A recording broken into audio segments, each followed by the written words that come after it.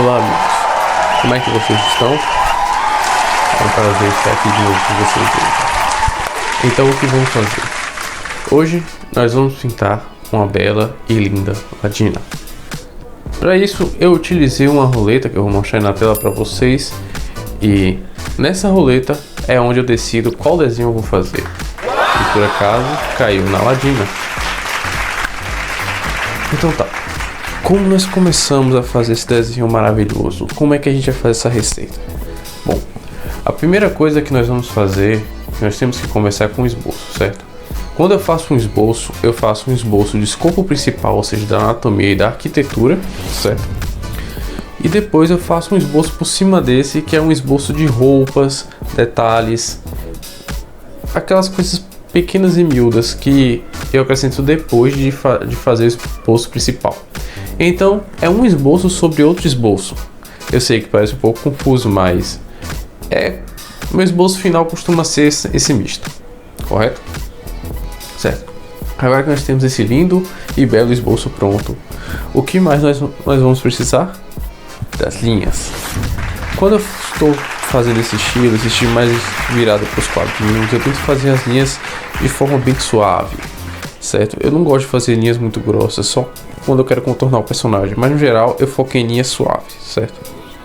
Então, aí estou eu fazendo essas linhas, correto?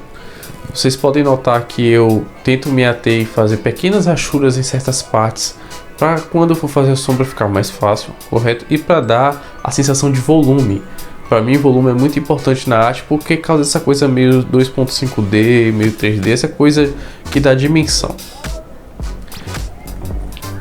Pronto, agora nós temos umas belas linhas. Alguns já podem julgar essa arte como pronta se fosse em preto e branco, mas nós queremos agora as sombras.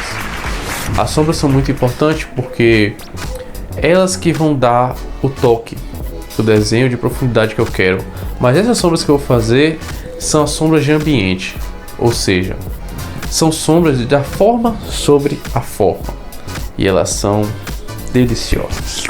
São deliciosas porque elas que dão contorno final ao desenho, elas que dão profundidade, elas que quando você bater o olho você vai saber onde cada coisa está se dobrando, seja na roupa, seja no lençol, seja nos personagens. Então essas sombras, elas são necessárias, certo? Elas são feitas em multiply a propósito, para quem está praticando arte digital. Após as sombras terminadas, eu vou fazer a sombra geral. A sombra geral é a sombra que incide sobre os objetos, certo?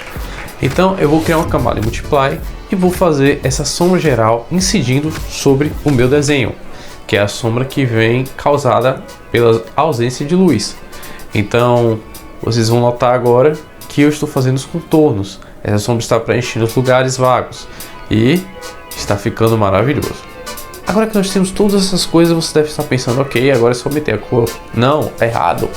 Aí que entra um truque que eu gosto muito de usar, que eu coloco uma cor sobre a sombra, eu pinto a sombra, eu torno ela a cor de acordo com que ela seria iluminada pelo sol. No caso, como ela está sendo iluminada pelo sol, aqui eu vou tentar uma cor quente, certo?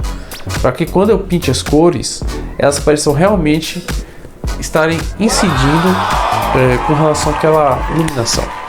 Então, vamos dar uma olhada nisso.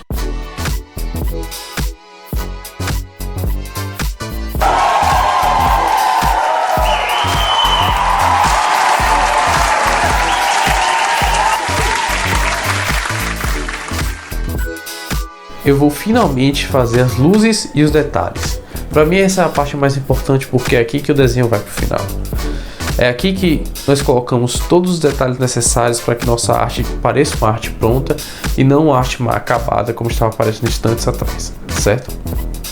Agora, note como eu foco nos detalhes, note como eu foco em dar uma iluminação vívida para o desenho. Muitos artistas esquecem quando o sol incide sobre algo, esse algo também reflete. Eu tento fazer esses reflexos aparecerem, essa áurea de luz sobre as coisas. Então, notem como esse desenho se torna cada vez mais delicioso, cada vez mais saboroso e cada vez mais agradável de se olhar. Bom, agora com o desenho finalizado, como vocês podem ver aí na tela, me deu um pequeno trabalhinho. Eu fiz esse desenho por volta de 3 horas e meia, certo? e eu tenho a dizer somente que eu sou grato por essa oportunidade. Bom, com o nosso desenho pronto, eu quero agradecer a todos vocês por terem assistido até agora, e essa é a nossa elfa. Fiquem de olho aqui para mais receitas de arte como essa. Eu pretendo fazer um vídeo explicando futuramente como fazer uma sombra como eu faço. E não se esqueça de se inscrever, deixar o seu gostei, e é um prazer estar aqui com vocês. Então um grande abraço, um grande beijo, que Deus abençoe.